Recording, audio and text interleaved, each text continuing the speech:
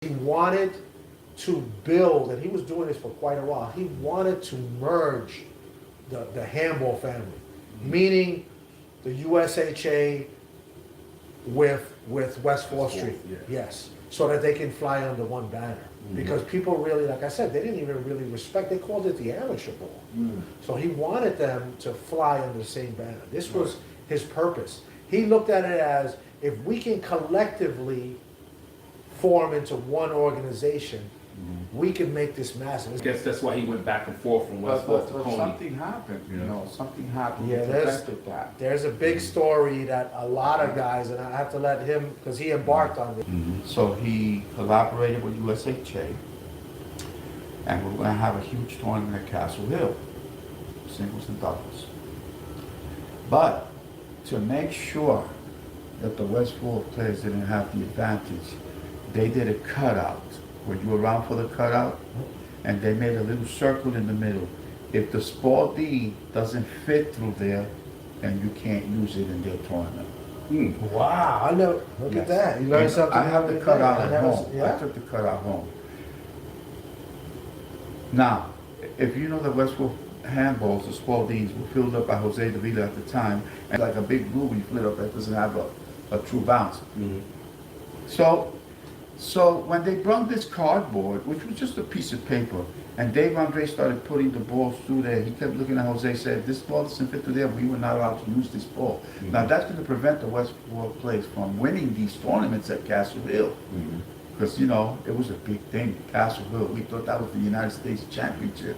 You get a shirt, white shirt. yeah, Castle Hill was huge, that's what I'm saying. It was a huge. short sleeve, but it had like a red thing around here, and it said Nash, it said something USHA.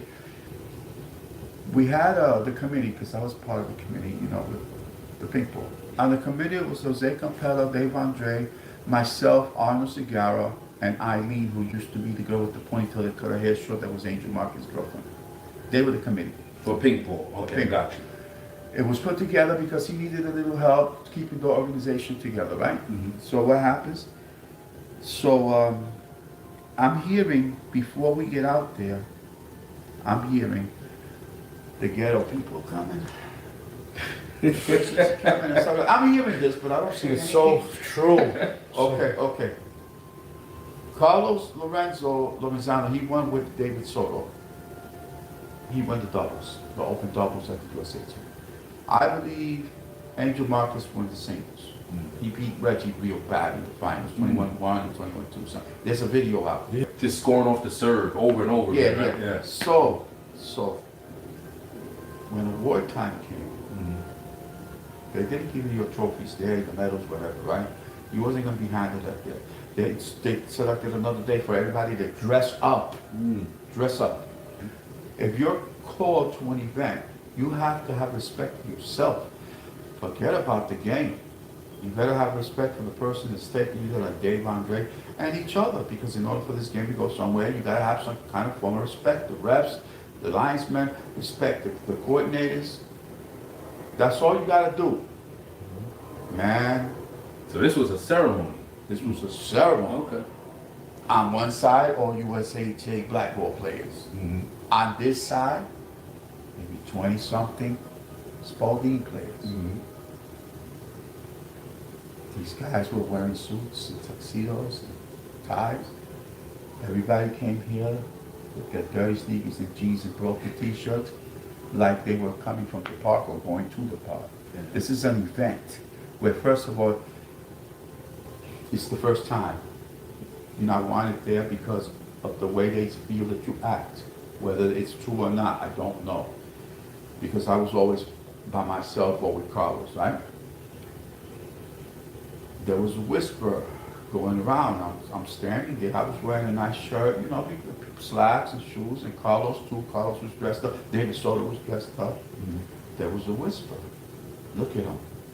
This is the last time. This is never going to happen again. I was standing here telling you that I heard that. I was humiliated. I was embarrassed because there's tables and people put bread or something to drink, water, whatever.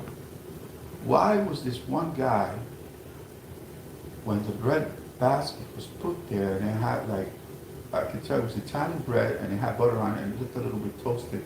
As soon as it was laid on the table, this one particular guy did a somersault, like some kind of circus act, and was going like this. No. Where's the next basket coming? We don't got enough bread here. He's yelling that across the room, and everybody, I have some good friends now on the other side, so I don't want to say names, but they were going, right? So they humiliated Dave Andre at that moment, who was standing there with his tweed jacket. Me, I got up and I left. I went home. Carlos stood there and got his big trophy, and him and Dave, I got the magazine, so. They're looking at, you know, the mid-90s. And so during that time, he's still in contact with the USHA, but the USHA is not really wanting part of him.